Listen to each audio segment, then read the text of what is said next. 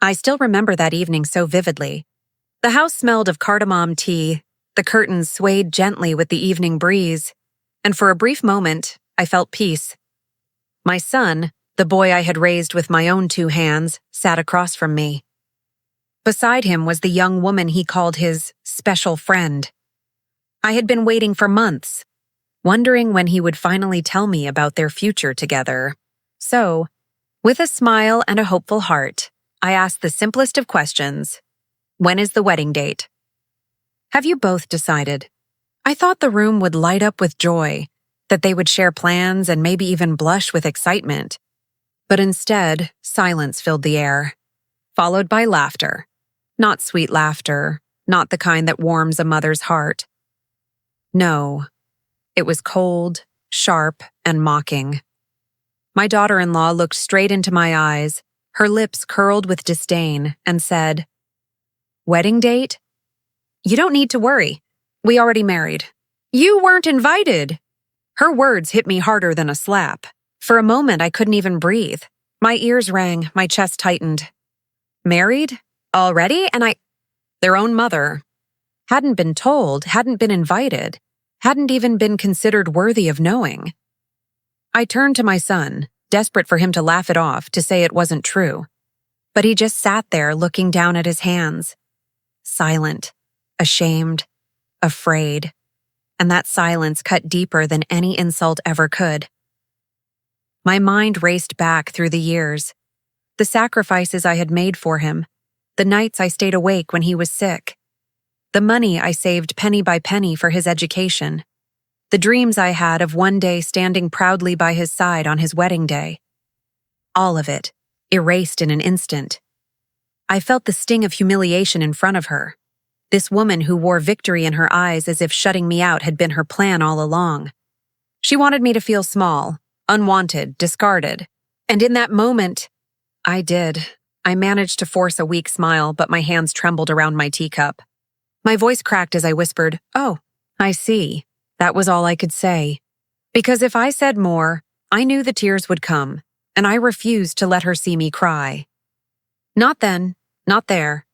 Inside, however, my heart was breaking.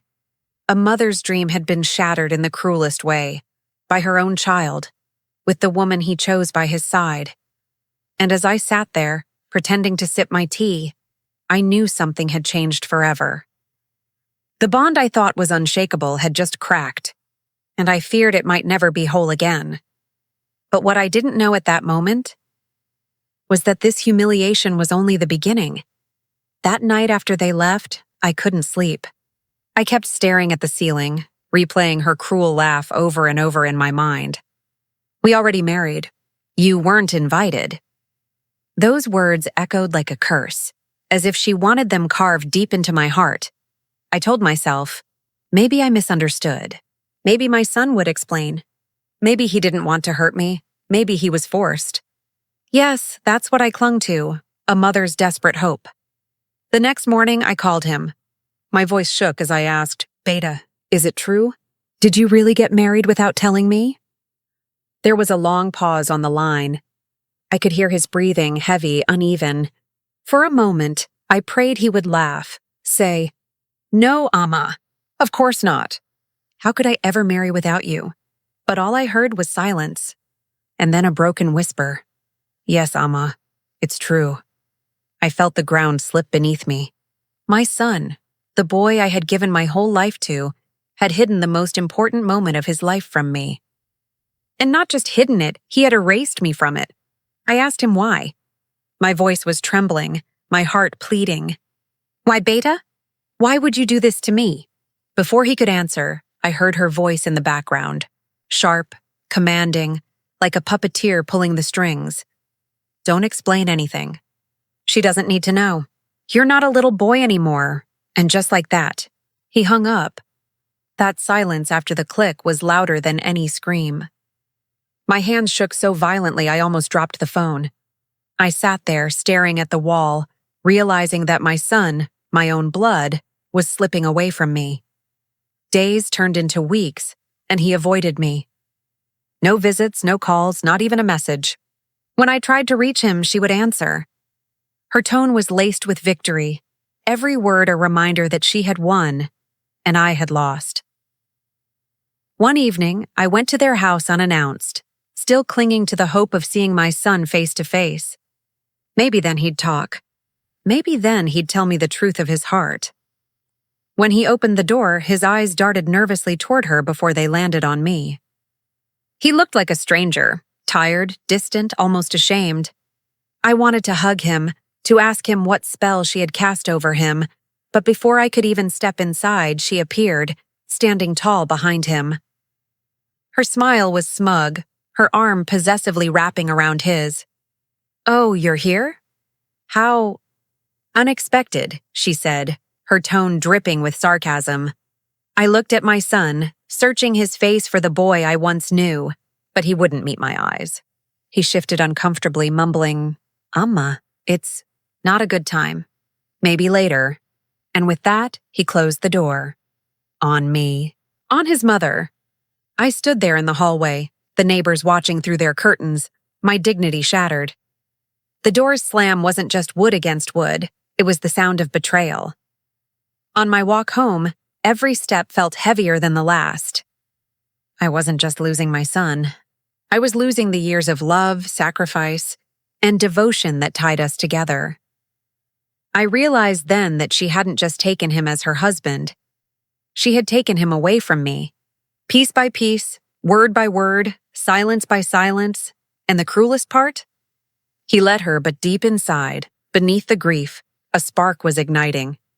I didn't know it yet, but this betrayal would plant the seed of something stronger in me, something that would not break, no matter how hard they tried to crush me. And that seed would one day grow into my reckoning. Shame is a cruel companion. It doesn't just sit quietly in your heart. It follows you into every room, every conversation, every gaze of those around you.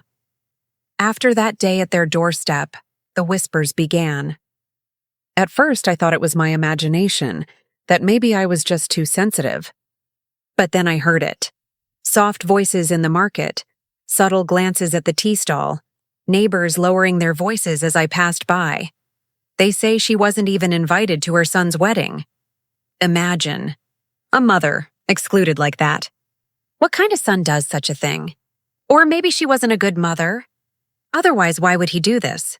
Every word sliced through me like a blade. People didn't know the whole story, but gossip doesn't need truth to spread. It only needs curiosity and cruelty.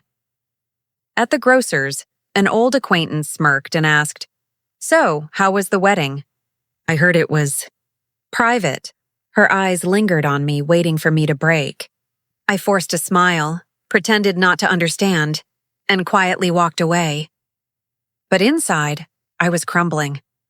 What hurt most wasn't just the gossip, it was knowing who had fueled it. My daughter-in-law. She seemed to take pleasure in my humiliation, telling anyone who would listen how traditional mothers like me only create problems, how I had been left out for my own good. One evening, during a family gathering at a cousin's house, I found myself surrounded by relatives who, instead of offering comfort, whispered behind my back. I caught snatches of their words. She must have done something terrible. No son abandons his mother without reason. Maybe she tried to control him too much. I wanted to scream. To defend myself, to shout that I had given my son everything, that I had loved him more than life itself. But the words stayed stuck in my throat. All I could do was sit there, staring at the floor, my cheeks burning with shame, and then, as if to twist the knife deeper, my daughter-in-law walked into the gathering, dressed elegantly, her chin high, her arm linked with my son's. She looked at me, smirked, and said loudly enough for others to hear, "Oh." We would have invited her, but the wedding was small. Besides, it was more romantic without too much family interference. Laughter rippled through the room. My son said nothing. He just stood there, silent, letting her words poison everyone's mind. In that moment, I felt smaller than ever before. Not just excluded, but erased. It was as if I was no longer his mother, just a shadow, a burden, an embarrassment. I left early that night. I walked home alone, the cool air biting at my face, my tears blurring the streetlights. Each step echoed with questions. Why? What did I do to deserve this? Where did I fail as a mother? But deep inside, another thought began to whisper. Perhaps this wasn't about me at all. Perhaps this was her plan, to strip me of dignity, to isolate me, to make me doubt myself until I disappeared completely. And the worst part? My son was letting her. He was watching silently as she destroyed the bond between us. The days that followed grew heavier.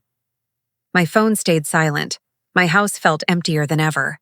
When I walked outside, I could feel the stares of neighbors, their pity disguised as curiosity. One afternoon, as I passed by two women chatting near the corner shop, I heard one of them say, "She must be cursed. To raise a son and then be abandoned like that." That word, cursed, hit me like a stone. Cursed. As if my years of sacrifice, my endless love, meant nothing. I went home, shut the door, and for the first time, I let myself weep freely. The sobs came from deep inside, the kind of cries that tear your chest apart. I wasn't just mourning my son, I was mourning the mother I thought I was, the respect I thought I had, the place I thought I held in his life. But as my tears dried, something inside me hardened. Humiliation can break you, or it can build you. And though I didn't know it then, every whisper, every mocking glance, every cruel word was slowly building a storm inside me. A storm that one day would no longer stay silent. Because humiliation may wound the heart. But betrayal awakens a fire that can never be put out. When people see a broken family from the outside, they often say, the mother must have done something wrong.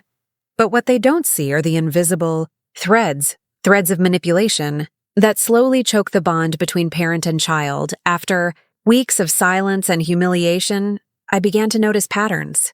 Every time I called, my son's wife answered. Her voice was polite enough at first, but beneath the surface, I could hear the mockery. "Oh, he's busy. He'll call you later. He's resting. Don't disturb him.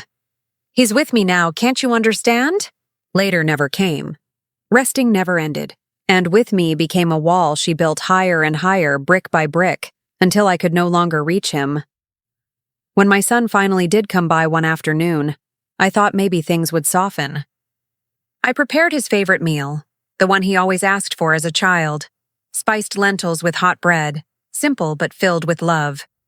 He ate quietly, not meeting my eyes. I asked about his work, his health, his happiness. He answered in short, clipped sentences, as if speaking to me was a chore. Then his phone buzzed. I watched as his face changed. His eyes lit up, his shoulders straightened. He excused himself, whispering into the phone with a softness I hadn't heard all day. When he returned, his tone was distant again. "She needs me," he said. "I have to go. She needs me." Those words were heavier than I can describe. All my years of being the one he needed, gone. Now, she had replaced me completely. Over time, I began to hear more unsettling stories. A relative told me how my daughter-in-law often spoke ill of me in social circles. She says you're controlling, that you don't want her happiness, that you tried to stop the marriage. Stop the marriage? I never even knew about it. But lies, once spoken enough, begin to sound like truth. It became clear that she wasn't just isolating him. She was rewriting the story of our family. In her version, I was the villain, the obstacle, the problem, and in his silence he let that version grow. I began to notice the changes in him too. He no longer visited without her. He no longer laughed with me the way he used to. Even his spending habits shifted. Money that once went to help with household needs now disappeared into luxuries she demanded. Expensive jewelry, designer clothes, fancy dinners. One evening, during a rare family gathering, I overheard her bragging. He never bought anything for his mother. But look, he bought me this bracelet. She held up her wrist, the gold gleaming under the light. My son sat beside her, silent, staring at the floor. He didn't defend me, didn't correct her, didn't even notice how my hands trembled as I gripped my tea. It was then I realized she hadn't just taken my son. She had reshaped him. Bit by bit, she was carving out the parts of him that belonged to me and filling them with her own demands, her own version of loyalty. And I was powerless to stop it. At night, I lay awake remembering the boy he once was. The boy who used to hold my hand on the way to school, who used to whisper his secrets to me, who promised as a teenager, "Amma, no matter what, I'll always take care of you." Where had that boy gone? Buried, perhaps, under layers of her whispers, her manipulations, her need to erase me so she could stand alone at the center of his world. And yet, deep inside, I wondered, was he truly blind, or was he choosing not to see? Because manipulation only works when the victim allows it to take root. It was in those moments of reflection that a dangerous thought began to form in my heart. If she was pulling the strings, then one day, somehow, I would have to cut them. But I didn't yet know how. All I knew was this: a mother's silence can last only so long. And the more she tried to erase me, the more determined I became not to disappear. Because what she didn't realize was that even the gentlest heart, once pushed too far, can turn into something unbreakable. There comes a time when silence is no longer strength, it becomes surrender. And I had surrendered long enough. The whispers, the humiliation, the lies. They piled on day after day until one evening, it all came crashing down. It was my cousin's birthday, a family gathering at her house. I hesitated to go. I knew what awaited me: stares, whispers, maybe even open mockery. But something inside me said I needed to be there. Perhaps I still hoped my son would finally stand beside me. Perhaps I just wanted to remind him that I still existed. When I arrived, the room was filled with laughter and chatter. My relatives greeted me politely, but I could see the curiosity in their eyes, like they were waiting to see if I would crumble again. And then they entered. My son, hand in hand with his wife. She wore an expensive dress, diamonds glittering at her neck, her head held high like a queen making her grand entrance. My son trailed beside her, shoulders tense, his eyes scanning the floor. She spotted me immediately. Her lips curled into that same mocking smile that had haunted me since the day she told me about the secret wedding. "Oh, look," she said loudly enough for the entire room to hear. "His mother is here." How unexpected, laughter followed. My heart clenched, but I forced myself to sit tall. I told myself to stay quiet, to endure it as I always had. But then, as the evening went on, her taunts grew sharper. At dinner, she commented, "He doesn't like the dishes you used to make anymore. He says my cooking is so much better." In front of relatives, she joked. "You know, he had to marry in secret. Otherwise, his mother would have tried to stop him. Isn't that right?" And my son, he just sat there, silent, letting her words stain my dignity, letting her lies spread like poison. Something inside me snapped. I stood up, my chair scraping loudly against the floor. The room fell silent. Every pair of eyes turned toward me. My hands shook, but my voice carried a strength I hadn't felt in years. "Enough," I said. My words cut through the air like a blade. She smirked, tilting her head. "What's wrong? Can't handle a little truth?" I took a deep breath, my eyes burning with unshed tears. "You call it truth? You call it love? No, what you've done is steal my son from me. You filled his ears with lies, turned his heart cold, and humiliated me again and again. And you," I turned to my son, my voice breaking, "you've allowed it. You've let her erase me, silence me, as if I never raised you, as if I never sacrificed everything for you." The room was so quiet I could hear my heartbeat pounding. My son finally looked at me. His face was pale, his lips trembling. For a moment, I thought he would speak, defend me, stand up for the mother who gave him life. But then, he reached for her hand. He squeezed it tightly and whispered, barely audible but loud enough to break me completely, "Amma, she's my wife now. You need to accept it. You no longer have a place in this part of my life." The words pierced me like 1,000 knives. "No longer have a place." Gasps filled the room. Some relatives looked away, uncomfortable. Others leaned in, eager for the drama. My daughter-in-law's smile widened. She had won. My knees weakened, but I refused to collapse. My dignity was all I had left. I lifted my chin, my voice steady, though my heart was shattering. So be it.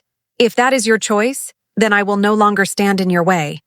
But remember this, blood cannot be erased. And one day, when the truth of her lies comes crashing down, you will remember this night. You will remember the mother you turned your back on. Tears burned my eyes, but I would not let them fall. Not in front of her. Not tonight. I walked out of that gathering with my head held high, though inside I was breaking into pieces. Each step away from that house felt like leaving behind years of love, years of memories, years of being his everything. As I stepped into the cold night air, the voices of gossip and laughter faded behind me. But in the silence of my walk home, something new stirred inside me. Pain had always been my burden, but now it became my weapon. That night, my heart broke, but it also hardened. And what they didn't know was that this breaking point was not the end. It was the beginning of my fight. The night I walked away from that gathering, something inside me shifted forever. My heart was shattered, yes, but in the cracks I felt something else growing. Not anger exactly, but resolve. I realized that if I stayed broken, they would win. And I couldn't let that happen. I spent days in silence. My neighbors thought I had given up. Relatives whispered that I had been defeated. My daughter-in-law, no doubt, was celebrating her victory, believing she had erased me from my son's life completely. But they didn't know me. For years, I had survived hardship, raising my son alone after his father's death, working long hours, sacrificing everything so he could study, eat well, and wear decent clothes.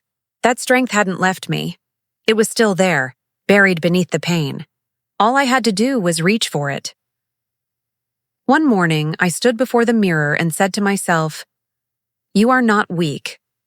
You are his mother, and you will not be erased."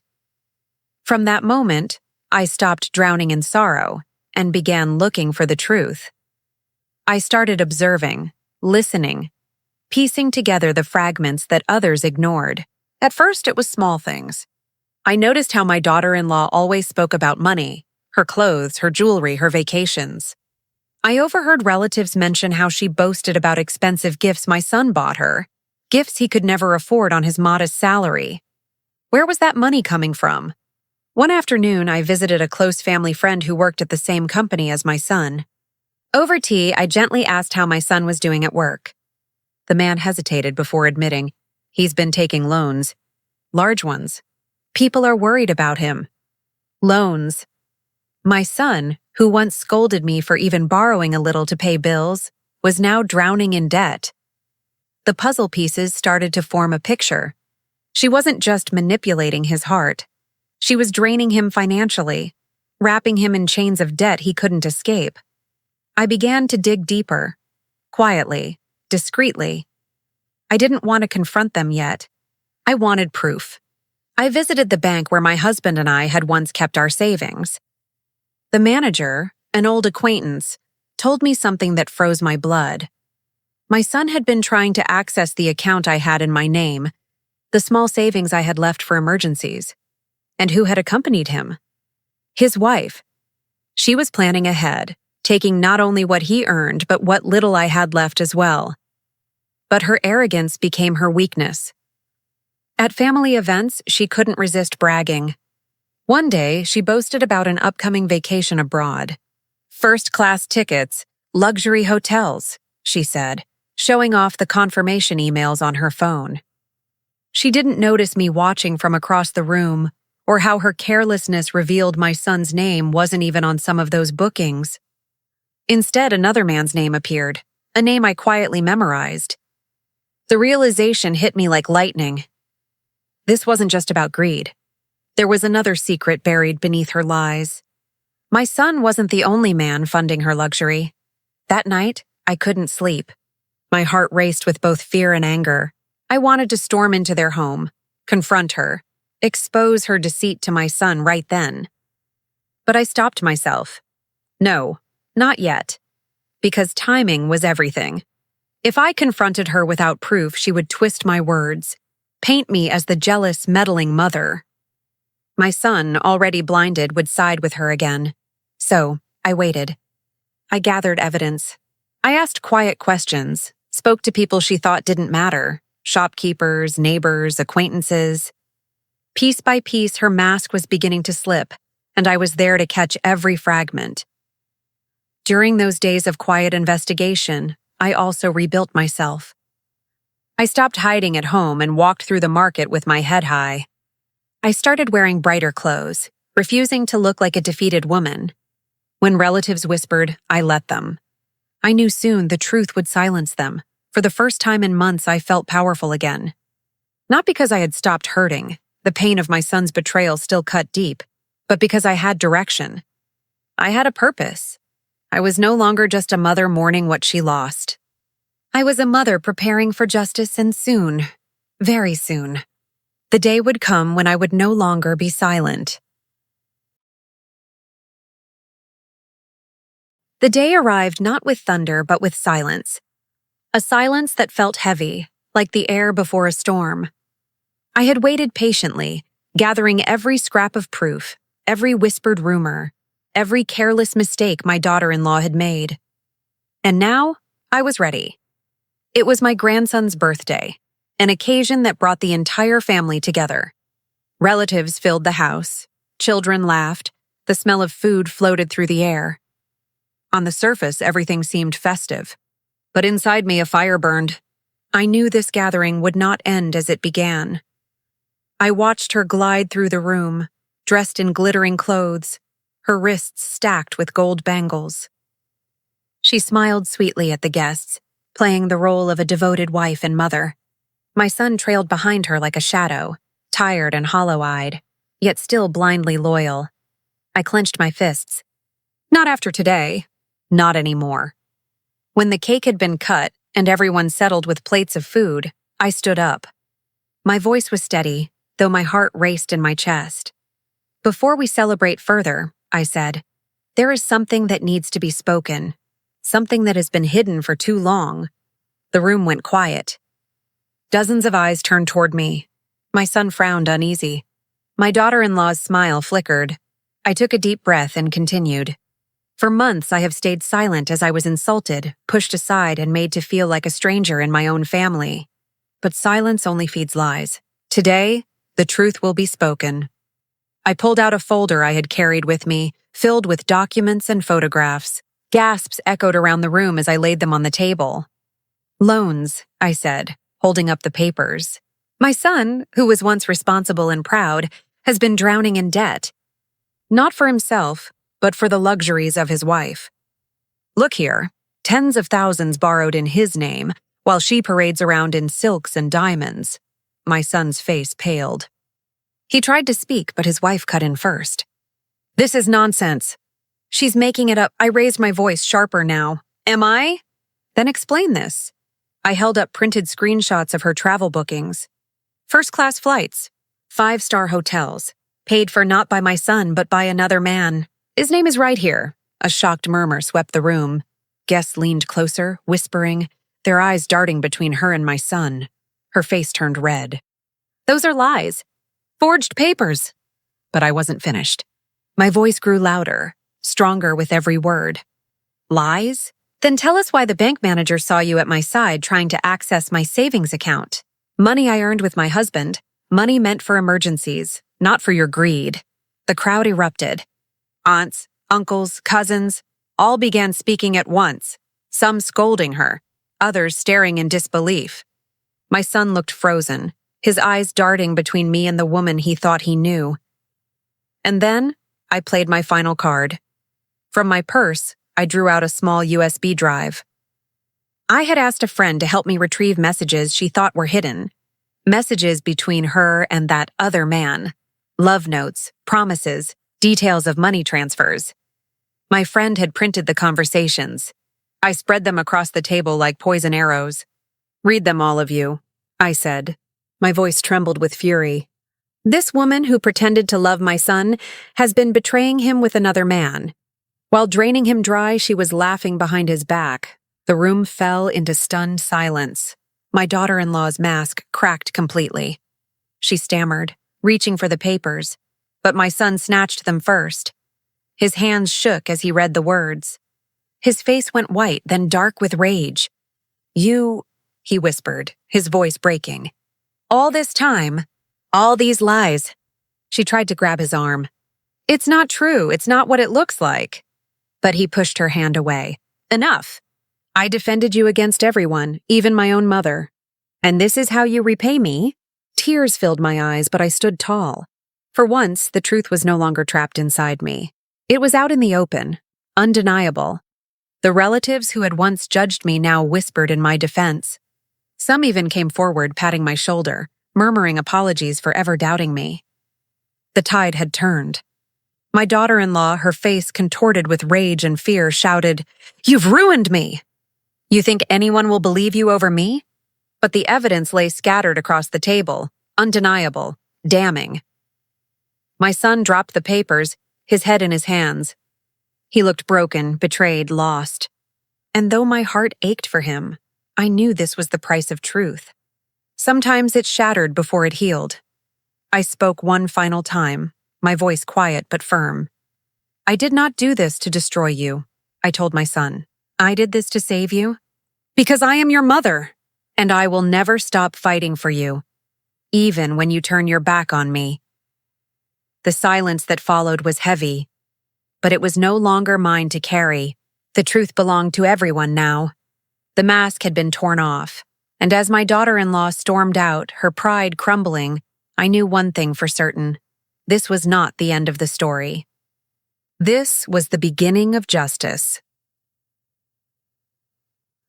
Chapter 8. Shattered Bonds. The house was quieter than I had ever known it to be. After the storm of that confrontation, silence pressed down like a heavy blanket. The guests had long gone, whispering among themselves as they left, carrying the scandal with them like a story that would not stop spreading. My son sat alone at the dining table, head bowed, the damning evidence still scattered before him. I stood in the doorway, watching him. My heart ached, not with anger this time, but with the deepest sorrow. He was not just my son in that moment. He was a man broken in two. He finally looked up, his eyes bloodshot, his voice hoarse. "Why didn't you tell me sooner, Mama? Why did you let me stay blind?" The words pierced me. Tears stung my eyes, but I steadied my voice. "Because you would not have believed me. You defended her every time, and I couldn't reach you. I had to wait until the truth spoke for itself." He buried his face in his hands, rocking slightly, as though trying to block out the images flashing before him. The laughter, the lies, the stolen money, it was all unraveling in his mind, every memory tainted. Days passed, but the tension only grew heavier. My daughter-in-law refused to leave quietly. She screamed, she threatened, she accused me of destroying her life. Yet even her words rang hollow now. My son barely looked at her. When she pleaded, he turned away. When she raged, he walked out. But I could see the battle inside him. He was torn between anger and denial, guilt and heartbreak. One evening, as I folded laundry, he came to me. His face was pale, his shoulders slumped. "Mama," he whispered. "Maybe it's not true. Maybe she was tricked. Or maybe the messages weren't real." My heart clenched. Even after all the proof, he still wanted to believe in her. "My son," I said softly, "it is hard to let go of a dream. But a lie, no matter how beautiful, will only poison you if you hold on to it." He shook his head. "I loved her. I gave her everything. How could I have been so blind?" At night, I heard him pacing the hallways. Some nights I heard him weep. The sound of his pain tore at me more than her insults ever had. For a mother, there is no deeper wound than seeing her child suffer from the very choices she warned him against. And yet, even in his despair, I began to see something shifting. He stopped defending her so fiercely. He started asking questions about the loans, the money missing from my savings, the strange phone calls she took late at night. The more he asked, the quieter she became. Her power was slipping, her mask fully broken. The final blow came one afternoon. My son had returned from the bank, papers in hand. He slammed them on the table, trembling with rage. "These are in my name," he said to her, his voice shaking. "Loans I never agreed to. Debts I never signed. You forged my signature." She tried to laugh it off, but the sound was brittle. "You think anyone will believe your mother over me?" His eyes burned. "It's not about my mother anymore. It's about the truth. And I've seen enough to know who you really are." Her face twisted with fury. She grabbed her jewelry, her clothes, shouting that she would take him down with her. But he didn't chase after her this time. He didn't beg. He didn't fold. He let her storm out, her heels echoing through the hall, her curses bouncing off the walls. And when the door slammed shut, a heavy silence filled the house once more. I walked over to him slowly. He stood there, breathing hard, his fists clenched. For the first time in months, maybe years, I saw a flicker of clarity in his eyes. "It's over, Mama," he whispered, his voice breaking. "Everything I thought I had, it's gone." I placed my hand on his shoulder, feeling his body tremble beneath my touch. "No, my son. What's gone is the lie. What you have left is the truth. And with truth you can rebuild." He collapsed into my arms like a child, sobbing into my shoulder. All the walls he had built around himself, all the pride that had blinded him, crumbled in that moment. The bond between us was not fully healed yet. It was cracked, fragile, scarred. But as I held him, I felt a faint pulse of hope. He was no longer her shadow. He was my son again, stripped bare, wounded, but alive. The marriage lay in ruins, the betrayal carved deep into his soul. But sometimes a bond must break before it can be rebuilt. And as I looked into his tear-streaked face, I whispered a silent prayer. May this pain lead him back to himself. May the shattered pieces form something stronger. Because though his marriage had collapsed, though trust had been destroyed, one truth remained unshaken. A mother's love does not abandon. Even in ruins it stays. Weeks passed after the storm that tore through our family. The house, once filled with shouting and suspicion, began to breathe again. There was quiet now, not the heavy silence of fear, but the fragile stillness that comes after a long and violent storm. My daughter-in-law had left. At first she lingered in the shadows, calling, threatening, trying to claw her way back. But the walls of her lies had collapsed, and there was nothing left for her to hold on to. She disappeared as swiftly as she had entered our lives, leaving behind only debts, broken trust, and bitter lessons. My son. He was not the same man. His face carried exhaustion, his eyes looked older, and the weight of betrayal clung to his shoulders. But beneath that, I saw something else stirring, a determination, a new humility. One evening, he came to me in the kitchen. I was peeling vegetables, humming softly, when he spoke in a low, unsteady voice. "Mama, can you ever forgive me?" I paused, the knife in my hand trembling. Slowly, I looked at him. His eyes were red, filled with shame. "For what?" I asked gently, though I already knew. "For not listening. For defending her against you. For hurting you, when all you ever tried to do was protect me." His voice cracked, and he lowered his head. "I was blind, Mama, and in my blindness I wounded the person who loved me most." My heart swelled with both sorrow and love. I set the knife aside and reached for his hands. "My son, forgiveness is not something you must beg from me. It has always been yours. I was angry, yes. I was hurt. But my love for you has never changed. Not once." He broke down then, like a boy again, burying his face in my lap as his shoulders shook with sobs. I stroked his hair, whispering softly, "A mother's heart is not made of stone. It bends, it breaks, but it never stops beating for her child." The days that followed were slow, steady steps toward healing. My son began working to repair the damage, cutting off the loans, speaking to banks, and facing the reality of his debts. It was not easy. Many nights he returned home exhausted, but at least his eyes carried purpose again. The family, too, began to shift. Relatives who had whispered against me now came with words of comfort, offering help, bringing food, apologizing for ever doubting me. It was bittersweet, but I accepted their gestures with grace. After all, the truth had spoken louder than gossip ever could. One afternoon, my son joined me in the garden. We sat beneath the old neem tree, the breeze carrying the scent of blossoms. He looked at me, his expression softer than I had seen in years. "You were right, Mama," he said quietly. "She controlled me. She made me believe you were the enemy, when in reality, you were the only one who stood by me." "I feel so foolish," I shook my head. "Do not call yourself foolish. Love makes us see the best in people, even when they show us their worst. It is not foolishness, it is humanity. What matters is that you opened your eyes before it was too late." That night, as we sat together for dinner, I felt something different. A peace, however fragile, settled over us. The bond between mother and son, though scarred, was mending. I spoke gently, almost as if to myself, but knowing he was listening. "Do you know what I have learned from all of this?" He looked up, waiting. "That blood may bind us, but choices define us. A family can be broken by lies, but it can also be rebuilt by truth. And no matter how deep the betrayal, love, real love, can endure." His eyes glistened, and he nodded slowly. Months later, when the gossip had quieted and the dust had settled, people began to speak of our story not as scandal, but as warning. They whispered of the daughter-in-law who schemed, of the son who was blinded, and of the mother who refused to bow. But for me, it was not about gossip or reputation.